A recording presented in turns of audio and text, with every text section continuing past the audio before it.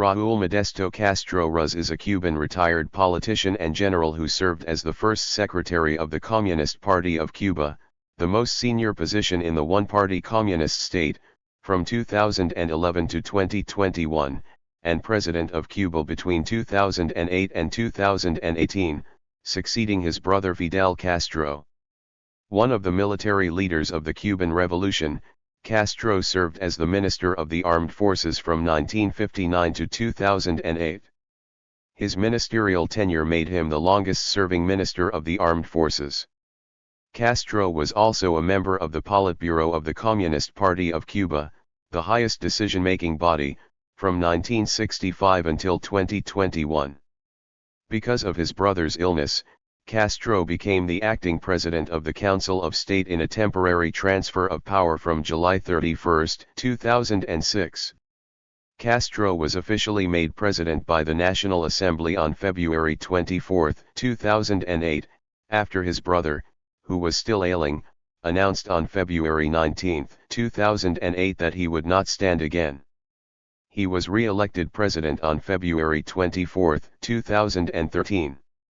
Shortly thereafter, Castro announced that his second term would be his final term, and that he would not seek re-election in 2018. He stepped down from the presidency on April 19, 2018 after his successor, Miguel Díaz-Canel, was elected by the National Assembly following parliamentary elections. Castro remained the first secretary of the Communist Party. He was still considered the de facto leader of the country, retaining oversight over the president. Castro announced at the 8th Congress of the Communist Party of Cuba, which began on April 16, 2021, that he was retiring. His successor, Miguel Díaz-Canel, was voted in on April 19. Castro was also the head of the Constitutional Reform Commission and continues to have a seat representing Santiago de Cuba Segundo Frente municipality in the National Assembly. Raúl Modesto Castro Ruz was born in Byron, Cuba, the legal son of a Spanish immigrant father, Angel Castro, who was 55 at the time of his birth, and a Cuban-born mother of Canarian parentage, Lena Ruz. Raúl is the youngest of three brothers, Ramon, Fidel, and himself. He also has four sisters, Angela, Juanita, Emma, and Augustina. Angel Castro's first wife, Maria Argota, also raised five legal half-siblings of Raúl: Pedro Emilio, Maria Lydia, Manuel, Antonia, and Georgina. As children, the Castro brothers were expelled from the first school they attended, Colegio La Salle, in Santiago de Cuba. Like Fidel, Raúl later attended the Jesuit school of Colegio Dolores in Santiago de Cuba and Belen Jesuit Preparatory School in Havana. Raúl, as an undergraduate, studied public administration at the University of Havana since 1950, but he did not graduate. Whereas Fidel was an excellent student, Raúl turned in mostly mediocre performances. Raúl became a committed socialist and joined the Socialist Youth, an affiliate of the Soviet-oriented Popular Socialist Party, the island's Communist Party. The brothers participated actively in sometimes violent student actions. In 1953, Raúl served as a member of the 26th of July movement group that attacked the Moncada barracks. He received a 13-year prison sentence and spent 22 months in prison as a result of this action. During his subsequent exile in Mexico, he participated in the preparations for the expedition of the boat Granma to Cuba. When the Granma landing failed and the 82 expeditionaries were detected by government troops soon after, Raúl was one of only 12 fighters who managed to reach a safe haven in the Sierra Maestra Mountains, forming the core of the nascent rebel army. See Cuban Revolution.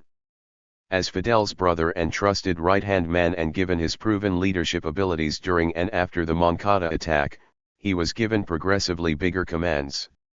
On February 27, 1958, Raúl was made commandante and assigned the mission to cross the old province of Orient, leading a column of guerrillas to open, to the northeast of that territory, the Franc-Pay's Eastern Front.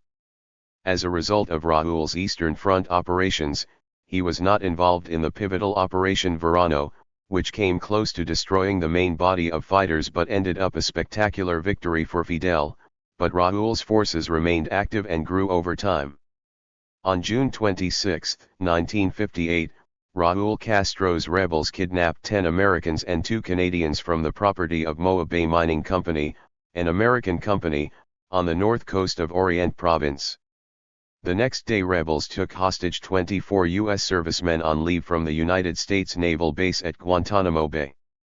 This incident brought total kidnapped hostages to 36, 34 U.S. and 2 Canadian citizens.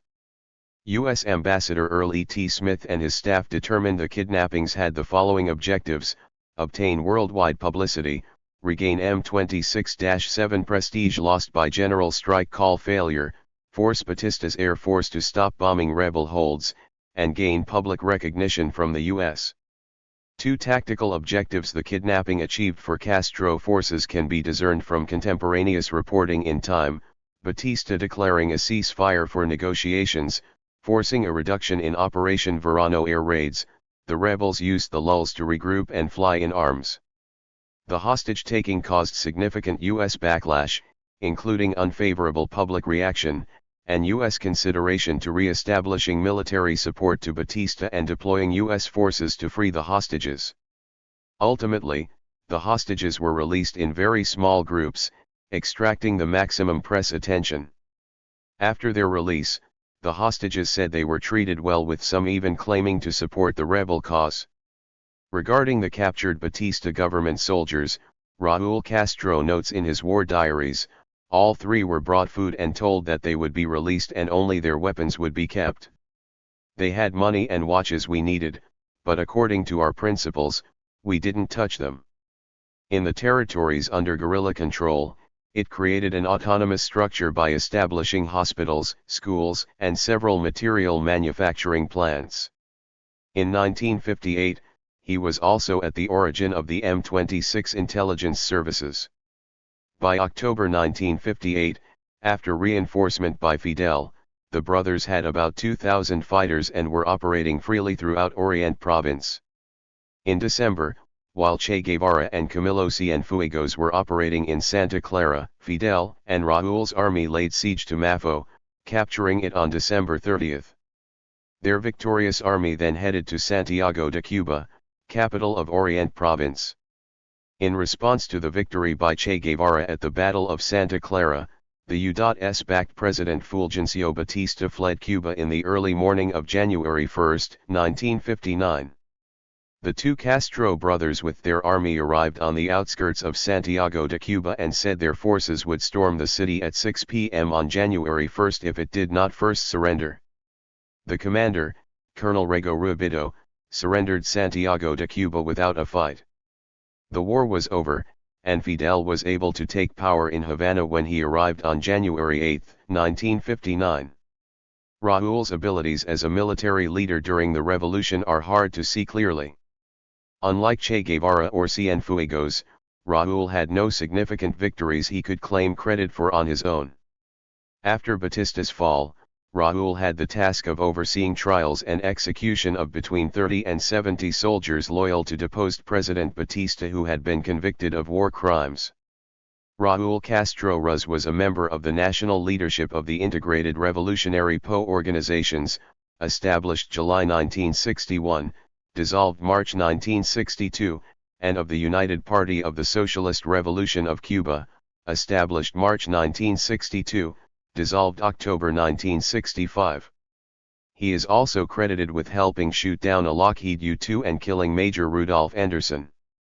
He served as a member of the Central Committee of the Communist Party of Cuba and second secretary of its Politburo from the party's formation in October 1965, also, as first vice president of the Cuban Council of State of the National Assembly of People's Power and Council of Ministers when these were established in 1976. Manmohan Singh with Castro on sidelines the 14th Non-Aligned Movement Summit at Havana, Cuba on September 15, 2006. On July 31, 2006, Fidel Castro's personal secretary, Carlos Valenciaga, announced on state-run television that Fidel Castro would provisionally hand over the duties of first secretary of the Communist Party of Cuba, party chief, president of the Council of State of Cuba, head of state, president of the Council of Ministers of Cuba, Prime Minister, and Commander-in-Chief of the Armed Forces to Raúl Castro while Fidel underwent and recovered from intestinal surgery to repair gastrointestinal bleeding. Many commentators regarded Raúl Castro as a political hardliner who would maintain the Communist Party of Cuba's influence in the country. However, others believed that he was more pragmatic than his older brother and willing to institute some market-oriented economic policies. It was speculated that he favored a variant of the current Chinese and Vietnamese political and economic model for Cuba in the hopes of preserving some elements of the socialist system. Raúl is considered by some to be less charismatic than his brother Fidel Castro, who remained largely out of public view during the transfer of duty period. His few public appearances included hosting a gathering of leaders of the non-aligned nations in September 2006, and leading the national commemoration of the 50th anniversary of the landing of the boat Granma, which also became Fidel's belated 80th birthday celebrations. In a speech to university students, Raúl stated that a communist system in Cuba would remain, and that Fidel is irreplaceable, unless we all replace him together. On May 1, 2007, Raúl presided over the May Day celebrations in Havana.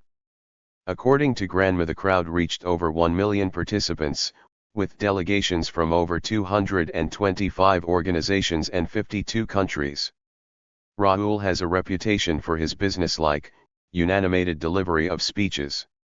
After assuming what was originally announced as a temporary control over the presidency in 2006, on February 24, 2008, Raúl Castro won election as the new President of the Council of State and President of the Council of Ministers during a legislative session held at Cuba's Palace of Conventions in Havana. His administration subsequently announced several economic reforms. In March 2008, the government removed restrictions on the purchase of numerous products not available under Fidel Castro's administration, including DVD players, computers, rice cookers, and microwaves. In an effort to boost food production, the government allowed private farmers and cooperatives to lease idle state-owned land and moved much of the decision-making process regarding land use from the national level to the municipal level. All death sentences, about 30, were commuted between 2008 and 2010, although none had been executed since 2003. In mid-2008, the government overhauled the salary structure of all state-run companies so that harder-working employees could earn higher wages. In addition, the government removed restrictions against the use of cell phones and investigated the removal of travel restrictions on Cubans. In March 2009, Raúl Castro dismissed some officials. In April 2011, Raúl announced a plan of 300 economic reforms encouraging private initiative, reducing state spending, encouraging foreign investment and agrarian reforms. He also announced a limitation on presidential terms, including his own. On February 24, 2013, Cuba's parliament named Raúl Castro to a new 5-year term as president and appointed Miguel Díaz-Canel as his first vice president. Castro announced that day that he would step down from power after his second term as president ended in 2018. In 2018, he was selected as a candidate for the National Assembly of People's Power by the Segundo Frente municipality in Santiago de Cuba, regarded as the cradle of the Cuban Revolution. Miguel Díaz-Canel took over as President of Cuba, President of the Council of State, on April 19, 2018. However, Raúl Castro remained first Secretary of the Central Committee of the Communist Party, and hence the de facto leader of Cuba, until he resigned on April 19, 2021. Raúl Castro said in a 2008 interview, "The American people are among our closest neighbors. We should respect each other. We have never held anything against the American people. Good relations would be mutually advantageous. Perhaps we cannot solve all of our problems, but we can solve a good many of them." On December 10, 2013, Castro, in a significant move, shook hands with and greeted American President Barack Obama at the Nelson Mandela Memorial Service in Johannesburg. On December 17, 2014, Castro and Obama made separate announcements to the effect that efforts to normalize relations between the two nations would begin with the re-establishment of embassies in Havana and Washington. Direct diplomatic relations had previously ceased in 1961 after Cuba became closely allied with the USSR. Argentine-born Pope Francis facilitated the rapprochement between the US and Cuba, allowing the Vatican to be used for secret negotiations. Castro and Obama made simultaneous public announcements about the progress toward normalization. On July 20, 2015, Cuba and the United States officially resumed full diplomatic relations with the sections of Cuban interests in Washington, D.C., and U.S. interests in Havana upgraded to embassies. On March 20, 2016, Obama made a visit to Cuba to meet with Castro, the first visit of a sitting U.S. president to Cuba in 88 years. Speaking in 2017, Castro criticized U.S. President Donald Trump's proposition of the Mexican Wall and restrictive trade policy. Castro called Trump's plans egotistical and, for the border, irrational. You can't contain poverty, catastrophes, and migrants with walls, but with cooperation, understanding, and peace, Castro said. In November 2016, Trump, as U.S. President-elect, targeted Raúl in a tweet, saying, "If Cuba is unwilling to make a better deal for the Cuban people, the Cuban/American people and the U.S. as a whole, I will terminate deal." Castro surprised a top American envoy in September 2017 while discussing alleged sonic attacks on American diplomatic staff. He denied involvement but allowed FBI rare access to investigate the incident that allegedly left 21 people with hearing loss and brain damage. In September 2019, the United States sanctioned Castro and barred him from entering the U.S. due to Cuba's support of the Nicolas Maduro government in Venezuela during the presidential crisis and alleged human rights abuses caused by the government. On April 16, 2021, the 8th Congress of the Communist Party of Cuba assembled for a 4-day meeting, marking the start of Castro's final transfer of leadership and retirement from politics. Miguel Díaz-Canel was elected Castro's successor as first secretary of the Communist Party on April 19, 2021. Castro makes occasional public appearances and speeches, most recently at the celebration of the 65th anniversary of the Cuban Revolution on January 1, 2024. Though officially retired, Raúl Castro still retains a seat in the National Assembly and the title of Army General. He is also considered to wield great influence on affairs of state from behind the scenes. Castro married Vilma Espin, a former Massachusetts Institute of Technology chemical engineering student and the daughter of a wealthy lawyer for the Bacardi Rum Company, on January 26, 1959. Vilma became president of the Cuban Federation of Women. They have 3 daughters, Deborah, Mariela, and Nilsa, and 1 son, Alejandro Castro Espin. Vilma Espin died on June 18, 2007. Alejandro is a colonel in the Ministry of the Interior, as Director of the Office of Intelligence Coordination between MININT and MINFAR, with full oversight and access to all of the activities of the intelligence services. Most foreign analysts consider him to be the czar of Cuban intelligence and Raúl's link to maintaining control over MININT, balancing it with his own control of MINFAR. He is widely viewed as Raúl's most trusted advisor and is likely being prepared for a future leadership role. Their daughter Mariela Castro currently heads the Cuban National Center for Sex Education, while Deborah is married to Colonel Luis Alberto Rodriguez, head of GASA, the Armed Forces Economic Division. He is widely regarded as one of the most powerful figures in the Cuban economy due to the military's hold on most of the lucrative business sectors. Deborah's son, Raúl Guillermo, nicknamed El Cangrejo, the Crab, due to a malformed finger, is Raúl's current chief bodyguard. In an interview in 2006, following his assumption of presidential duties, Raúl Castro commented on his public profile stating, "I am not used to making frequent appearances in public, except at times when it is required. I have always been discreet, that is my way, and in passing I will clarify that I am thinking of continuing in that way." In an interview with actor Sean Penn, Castro was described as warm, open, energetic, and sharp of wit. However, Juan Reynaldo Sanchez, a defected bodyguard for Fidel who knew Raúl well, wrote later that his warm public exterior was a carefully maintained facade. In private, he found him to be rough, curt, almost unpleasant with a dubious sense of humor. Nevertheless, though, Sanchez considered Raúl the true architect of the Castroist system, despite having a polar opposite personality to Fidel. Whereas Fidel was charismatic, energetic, visionary but extremely impulsive and totally disorganized, Raúl was described as a natural, methodical, and uncompromising organizer. After a meeting with Pope Francis in Vatican City on May 10, 2015, Castro said that he would conditionally consider returning to the Roman Catholic Church. He said in a televised news conference, "I read all the speeches of the Pope, his commentaries, and if the Pope continues this way, I will go back to praying and go back to the Roman Catholic Church. I am not joking." The Pope visited Cuba before his September 2015 visit to the United States. Castro said, "I promised to go to all his masses when Pope Francis visited Cuba in 2015.